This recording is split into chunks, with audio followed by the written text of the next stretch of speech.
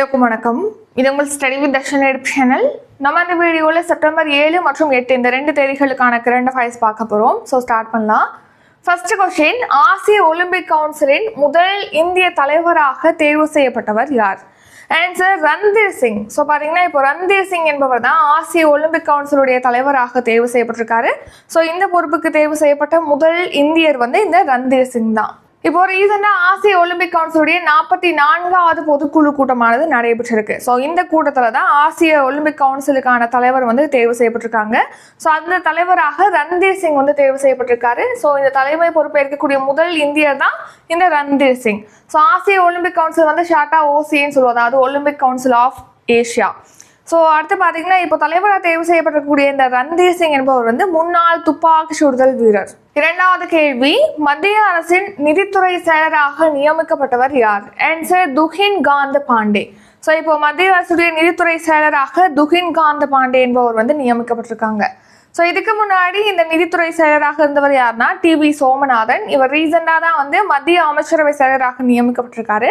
So அதை எடுத்து பார்த்தீங்கன்னா இப்போ காலியா நிதித்துறை செயலர் பதவி இருக்கு இல்லையா, ஸோ அந்த பணிக்கு பார்த்தீங்கன்னா துகின் காந்த பாண்டே நியமிக்கப்பட்டிருக்காரு. இவர் மூத்த IAS அதிகாரி. இவர் 1987ஆம் ஆண்டு பிரிவை சேர்ந்த IAS அதிகாரி. இவர் இதுக்கு முன்னாடி முதலீடு மற்றும் பொதுத்துறை செயலராக இருந்திருக்காரு. இந்த நிதித்துறை செயலராக நியமிக்கப்படுறதுக்கு முன்னாடி இப்போ நிதித்துறை செயலராக பொறுப்பேற்க இருக்காரு. மூன்றாவது கேள்வி, குரோஷியாவுக்கான அடுத்த இந்திய தூதராக நியமிக்கப்பட்டவர் யார்? ஆன்சர் அருண் கோயல். ஸோ அருண் கோயல் பார்த்தீங்கன்னா இதுக்கு முன்னாடி இந்திய தேர்தல் ஆணையராக இருந்தார். அவருடைய பதவியை சமீபத்தில் தான் ராஜினாமா செஞ்சிருந்தார். அதாவது கரெக்டாக அந்த 18வது மக்களவை தேர்தலுக்கு முன்னாடி தான் அவருடைய பதவியை ராஜினாமா செஞ்சிருந்தார். நம்ம அதை கரண்ட் அஃபேர்ஸ்லேயே பார்த்துருப்போம். இப்போ அந்த அருண் கோயல் அவர்கள் தான் இப்போ குரோஷியா நாட்டுக்கான அடுத்த இந்திய தூதராக நியமிக்கப்பட்டிருக்காரு. ஸோ அருண் கோயல் குரோஷியா நாட்டுக்கான அடுத்த இந்திய தூதராக நியமிக்கப்பட்டிருக்காரு. அடுத்த ரீசன் நியூஸ் பார்த்தோம்னா சமீபத்தில் மியான்மர் நாட்டுக்கான இந்திய தூதராக அபய் தாக்கூர் நியமிக்கப்பட்டிருக்காரு. ரஷ்யாவுக்கான இந்திய தூதராக வினய்குமார் நியமிக்கப்பட்டிருக்காங்க. அமெரிக்காவுக்கான இந்திய தூதராக வினய் மோகன் குவாத்ரா நியமிக்கப்பட்டிருக்காங்க. அடுத்து இந்திய தேர்தல் ஆணையர்கள். இப்போ இந்திய தேர்தல் ஆணையத்தை பொறுத்த வரைக்கும் அதில் ஒரு தலைமை தேர்தல் ஆணையர், 2 ஆணையர்கள் இருப்பாங்க தேர்தல் ஆணையர்கள். அதில் 2 தேர்தல் ஆணையர்கள் யாருன்னா சுக்பீர் சிங் சந்து மற்றும் ஞானேஷ்குமார் ஆகியோர் இருக்காங்க.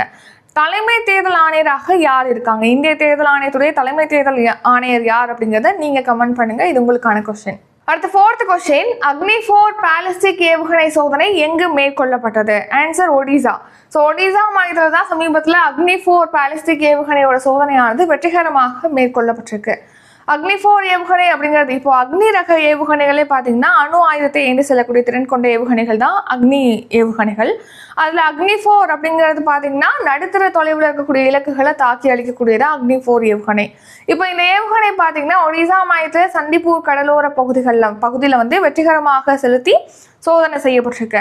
இந்த அக்னி ஏவுகணையை அக்னி 4 ஏவுகணையை DRDO தான் டெவலப் பண்ணியிருக்கு. DRDOனா defence research and development organisation, பாதுகாப்பு ஆராய்ச்சி மற்றும் மேம்பாட்டு அமைப்பு. 5வது கேள்வி, U20 உலக மல்யுத்த சாம்பியன்ஷிப் போட்டியில் இந்தியாவின் நிகிதா டேஷ் பதக்கம் வென்றுள்ளார். ஆன்சர் வெள்ளி பதக்கம். ஸோ U20 உலக மல்யுத்த சாம்பியன்ஷிப் போட்டி, U20 அப்படின்னா அண்டர் 20, அதாவது 20 வயதுக்கு உட்பட்டவங்க பங்கேற்கக்கூடிய போட்டி தான் இந்த போட்டி. ஸோ இதில் பார்த்தீங்கன்னா இந்திய வீராங்கனை நிகிதா வெள்ளி பதக்கம் வின் பண்ணியிருக்காங்க. ஸோ இந்த U20 உலக மல்யுத்த சாம்பியன்ஷிப் போட்டி அப்படிங்கிறது ஸ்பெயின் நாட்டின் பொண்டே வெத்ரா அப்படிங்கிற நகரத்தில் நடைபெற்றிருக்கு. இதில் பார்த்தீங்கன்னா இந்திய வீராங்கனை நிகிதா மகளிருக்கான 62 கிலோ ஃப்ரீ ஸ்டைல் பிரிவில் வெள்ளி பதக்கம் வின் பண்ணியிருக்காங்க. மற்றொரு இந்திய வீராங்கனை நேஹா 57 கிலோ மகளிர் ஃப்ரீ ஸ்டைல் பிரிவில் வெண்கல பதக்கம் வின் பண்ணியிருக்காங்க. ஸோ இந்த U20 உலக மல்யுத்த சாம்பியன்ஷிப் போட்டியில் இந்தியா பார்த்தீங்கன்னா 5 பதக்கங்கள் வின் பண்ணியிருக்கு. ஒன்று நிகிதா வெள்ளி, அடுத்து பார்த்தீங்கன்னா நேஹா வெண்கலம் பார்த்தோம். அடுத்து ஜோதி பெர்வால் தங்க பதக்கம் வின் பண்ணியிருக்காங்க. கோமல் மற்றும் சிருஷ்டி ஆகியோர் வெண்கல பதக்கம் வின் பண்ணியிருக்காங்க இந்த போட்டியில். 6வது கேள்வி, செயற்கை நுண்ணறிவு துறையில் 100 செல்வாக்கு மிக்கவர்கள் பட்டியலில் இடம்பெற்ற மத்திய அமைச்சர் யார்? ஆன்சர் அஸ்வினி வைஷ்ணவ். ஸோ பார்த்தீங்கன்னா மத்திய அமைச்சர் அஸ்வினி வைஷ்ணவ் அவர்கள் தான் இப்போ டைம்ஸ் இதழ் வெளியிட்டிருக்கக்கூடிய செயற்கை நுண்ணறிவு துறையில் 100 செல்வாக்கு மிக்க நபர்கள் பட்டியலில் இடம்பெற்றிருக்காரு. கவனிங்க, இப்போ டைம்ஸ் இதழ் தான் செயற்கை நுண்ணறிவு தொழில்நுட்பத்தில் மிகுந்த செல்வாக்கு மிக்க 100 நபர்கள் 2024 அப்படிங்கிற பட்டியலை ரிலீஸ் பண்ணிருக்கு. இதுல பாத்தீங்கன்னா இந்தியன் மற்றும் இந்திய வம்சாவளியை சேர்ந்த 15 நபர்கள் இடம்பெற்றிருக்காங்க. அதில் இடம்பெற்ற மத்திய அமைச்சர் தான் அஸ்வினி வைஷ்ணவ். மத்திய தகவல் தொழில்நுட்பத்துறை அமைச்சரான அஸ்வினி வைஷ்ணவ் அவர்கள் வந்து இடம்பெற்றிருக்காங்க. அடுத்து இன்ஃபோசிஸ் நிறுவனத்துடைய துணை நிறுவனரான நந்தன் நீலேகனி என்பவர் வந்து இடம்பெற்றிருக்காங்க. அடுத்து ஹிந்தி நடிகர் அனில் கபூர் வந்து இடம்பெற்றிருக்காங்க. நெக்ஸ்ட் பாத்தீங்கன்னா கூகுள் நிறுவனத்துடைய சிஇஓ சுந்தர் பிச்சையும் மைக்ரோசாஃப்ட் நிறுவனத்துடைய சிஇஓ சத்யா நாதல்லா என்பவங்களும் இந்த பட்டியலில் இடம்பெற்றிருக்காங்க. நெக்ஸ்ட் 7வது கேள்வி, ஜல்ஜீவன் திட்டம் எந்த ஆண்டு தொடங்கப்பட்டது? ஆன்சர் 2019ஆம் ஆண்டு. ஜல்ஜீவன் திட்டம் அப்படிங்கிறது 2019 தான் தொடங்கியிருக்காங்க. ஸோ ஒவ்வொரு வீட்டுக்கும் பார்த்தீங்கன்னா குழாய் மூலமாக குடிநீர் இணைப்புகளை வழங்கணும் அப்படிங்கிறதுக்காக தான் இந்த ஜல்ஜீவன் திட்டமானது தொடங்கப்பட்டது. இப்போ எதுக்காக இந்த ஜல்ஜீவன் திட்டம் பற்றி பார்க்குறோன்னா, இப்போ ரீசெண்டாக பார்த்தீங்கன்னா பிரதமர் மோடி அவர்கள் வந்து அதாவது குஜராத் மாநிலத்தில் வந்து மத்திய நீர்வள அமைச்சகத்தோடு இணைந்து, குஜராத் மாநிலமும் மத்திய நீர்வள அமைச்சகமும் இணைந்து பார்த்தீங்கன்னா நீர் சேமிப்பு மக்கள் பங்கேற்பு திட்டத்தை வந்து சூரத்தில் தொடங்கி வச்சிருக்காங்க. ஸோ இந்த நிகழ்ச்சியில் பிரதமர் மோடி அவர்கள் காணொலி வாயிலாக பங்கேற்று அவர் உரையாற்றிய போது என்னென்ன முக்கியமான விஷயங்கள், நமக்கு தேவையான விஷயங்கள்லாம் என்னென்ன சொல்லியிருக்காங்க அப்படின்னு பார்க்கலாம். ஸோ ஃபஸ்ட்டு ஜல்ஜீவன் திட்டம் பற்றி சொல்லியிருக்காங்க. ஜல்ஜீவன் திட்டம்ங்கிறது 2019ஆம் ஆண்டு தொடங்கப்பட்டது.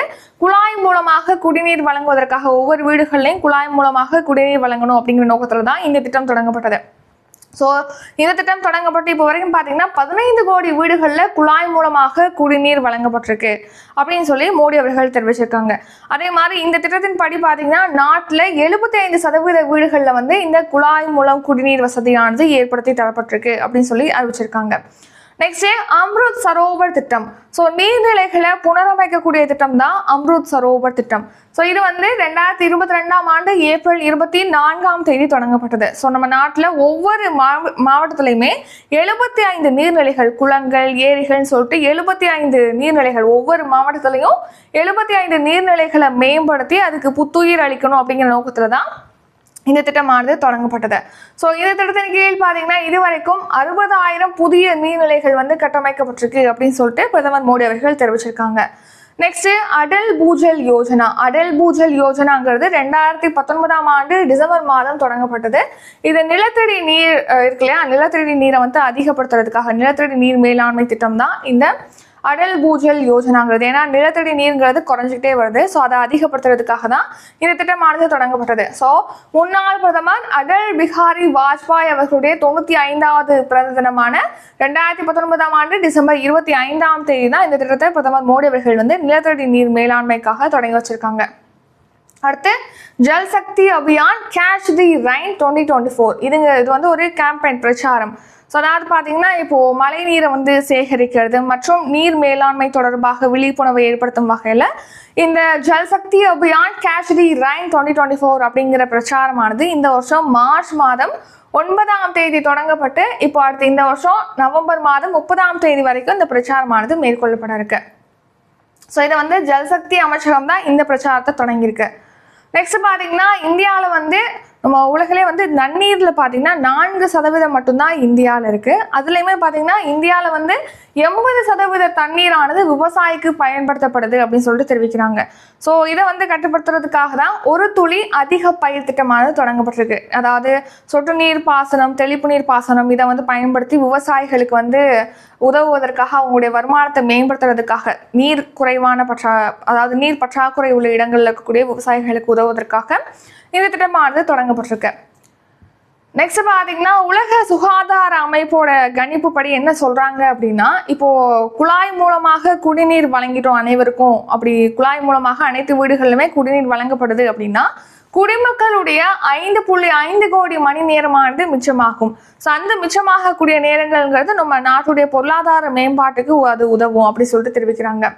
அடுத்து வயிற்றுப்போக்கு போன்ற நோய்களால் ஆண்டுதோறும் பார்த்தீங்கன்னா 4 லட்சம் உயிரிழப்புகளை தடுக்க முடியும் அப்படின்னு சொல்லிட்டு தெரிவிக்கிறாங்க. ஏன்னா இப்போ குழாய் மூலம் குடிநீர் வழங்கிட்டாங்கன்னா அது சுத்தமான பாதுகாப்பாக வழங்கப்படுது. இப்போ அவங்க கிணறுகள் வெளியில் உள்ள நீர்கள் வந்து குடிக்கிறாங்க அப்படின்னா அது வந்து நோய் ஏற்படுத்தும், வயிற்றுப்போக்கை வந்து ஏற்படுத்தும். ஸோ அந்த வயிற்றுப்போக்கு போன்ற நோய்களால் ஆண்டுதோறும் 4 லட்சம் உயிரிழப்பது வந்து இதன் மூலமாக தடுக்கப்படும் அப்படின்னு சொல்லிட்டு தெரிவிச்சிருக்காங்க. 8வது கேள்வி, சமீபத்தில் ஓய்வை அறிவித்த மொயின் அலி கீழ்கண்ட எந்த விளையாட்டுடன் தொடர்புடையவர்? Answer cricket. ஸோ சமீபத்தில் பார்த்தீங்கன்னா கிரிக்கெட் வீரர் மொயின் அலி வந்து சர்வதேச போட்டிகள்லேருந்து ஓய்வு பெறுவதாக இப்போ அறிவிச்சிருக்காங்க. ஸோ மொயின் அலி என்பவர் பார்த்தீங்கன்னா இங்கிலாந்து அணியுடைய ஆல்ரவுண்டர் தான் மொயின் அலி.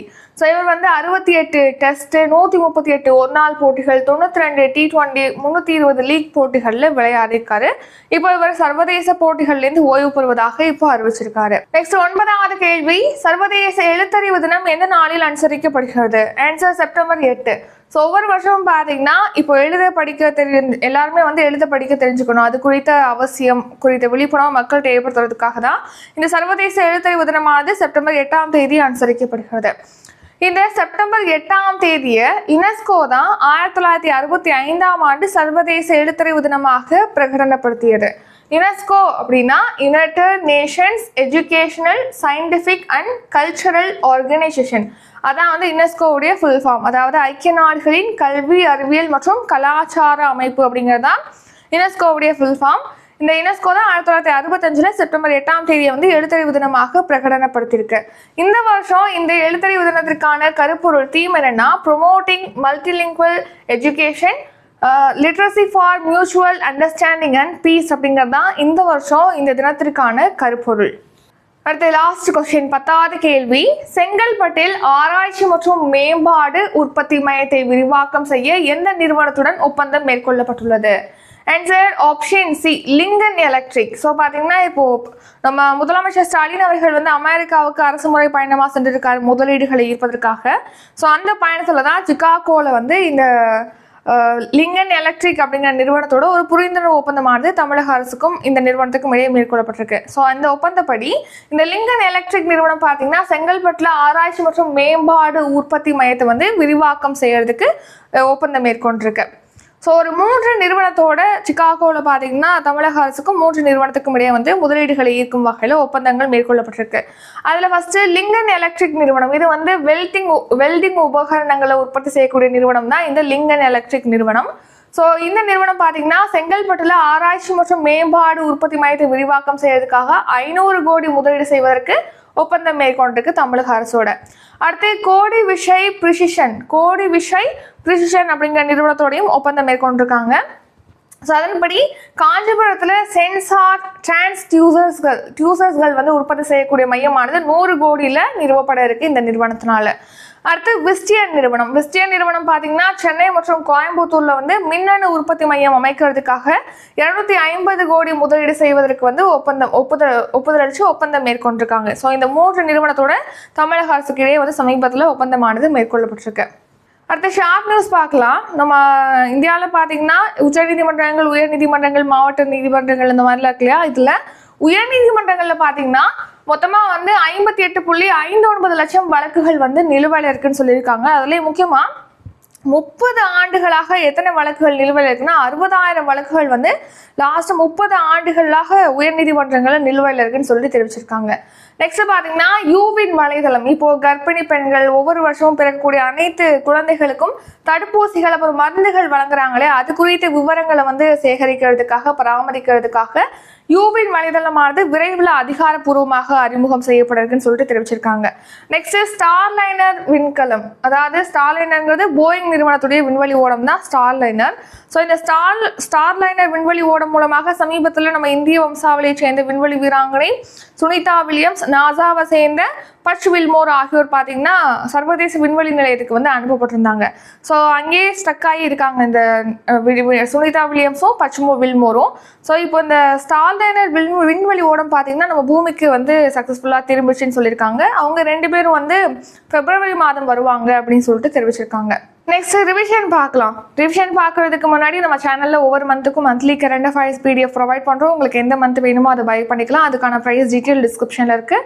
அடுத்து அப்கமிங் டெஸ்ட் பேட்ச் அப்படின்னு பார்க்கும்போது இன்னைக்கு 10ஆம் தேதி செப்டம்பர் 10 பார்த்தீங்கன்னா தமிழ் டெஸ்ட் பேட்ச் வந்து ஸ்டார்ட் ஆகுது. செப்டம்பர் 15ஆம் தேதி வந்து GK டெஸ்ட் பேட்ச் வந்து ஸ்டார்ட் ஆகுது. இது வந்து அப்கமிங் எக்ஸாமுக்காக படிக்கக்கூடிய பிகினர்ஸ்க்காக ஸ்டார்ட் பண்ணுறோம். ஸோ இந்த பேட்ச் பற்றிய ஷெட்யூல் டீட்டெயில் வேறு ஏதாவது தெரிஞ்சுக்கணும் அப்படின்னா டிஸ்கிரிப்ஷன் செக் பண்ணுங்கள். அதே மாதிரி காண்டாக்ட் பண்ணி கேட்கலாம் அப்படின்னா காண்டாக்ட் நம்பர் டிஸ்கிரிப்ஷனில் கொடுத்துருக்கோம். அந்த நம்பருக்கு கால் பண்ணியோ அல்லது வாட்ஸ்அப்பில் டெக்ஸ்ட் பண்ணியோ தாராளமாக கேட்கலாம். ஸோ இப்போ ரிவிஷன் பார்க்கலாம். முதல் கேள்வி, ஆசிய ஒலிம்பிக் கவுன்சிலின் முதல் இந்திய தலைவராக தேர்வு செய்யப்பட்டவர் யார்? ஆன்சர் ரன்தீர் சிங். இரண்டாவது கேள்வி, மத்திய அரசின் நிதித்துறை செயலராக நியமிக்கப்பட்டவர் யார்? ஆன்சர் துஹின் காந்த பாண்டே. மூன்றாவது கேள்வி, குரோஷியாவுக்கான அடுத்த இந்திய தூதராக நியமிக்கப்பட்டவர் யார்? ஆன்சர் அருண் கோயல். நான்காவது கேள்வி, அக்னி 4 பாலிஸ்டிக் ஏவுகணை சோதனை எங்கு மேற்கொள்ளப்பட்டது? Answer option A, Odisha. ஐந்தாவது கேள்வி, U20 உலக மல்யுத்த சாம்பியன்ஷிப் போட்டியில் இந்தியாவின் நிகிதா டேஷ் பதக்கம் வென்றுள்ளார்? ஆன்சர் வெள்ளி பதக்கம். ஆறாவது கேள்வி, செயற்கை நுண்ணறிவு துறையில் 100 செல்வாக்கு மிக்கவர்கள் பட்டியலில் இடம்பெற்ற மத்திய அமைச்சர் யார்? ஆன்சர் அஸ்வினி வைஷ்ணவ். ஏழாவது கேள்வி, ஜல்ஜீவன் திட்டம் எந்த ஆண்டு தொடங்கப்பட்டது? ஆன்சர் 2019ஆம் ஆண்டு. எட்டாவது கேள்வி, சமீபத்தில் ஓய்வை அறிவித்த மொயின் அலி கீழ்கண்ட எந்த விளையாட்டுடன் தொடர்புடையவர்? Answer cricket. ஒன்பதாவது கேள்வி, சர்வதேச எழுத்தறிவு தினம் எந்த நாளில் அனுசரிக்கப்படுகிறது? ஆன்சர் செப்டம்பர் 8ஆம் தேதி. பத்தாவது கேள்வி, செங்கல்பட்டில் ஆராய்ச்சி மற்றும் மேம்பாடு உற்பத்தி மையத்தை விரிவாக்கம் செய்ய எந்த நிறுவனத்துடன் ஒப்பந்தம் மேற்கொள்ளப்பட்டுள்ளது? ஆன்சர் லிங்கன் எலக்ட்ரிக் நிறுவனம். ஸோ இத்துடன் இன்றைக்கான கரண்ட் அஃபேர்ஸ் வீடியோ நிறைவடைகிறது. இந்த வீடியோ உங்களுக்கு பிடிச்சிருந்தா லைக் பண்ணுங்க, ஷேர் பண்ணுங்க. நம்ம சேனலை நீங்கள் இன்னும் சப்ஸ்கிரைப் பண்ணலன்னா மறக்காம சப்ஸ்கிரைப் பண்ணிக்கோங்க. நன்றி, வணக்கம்.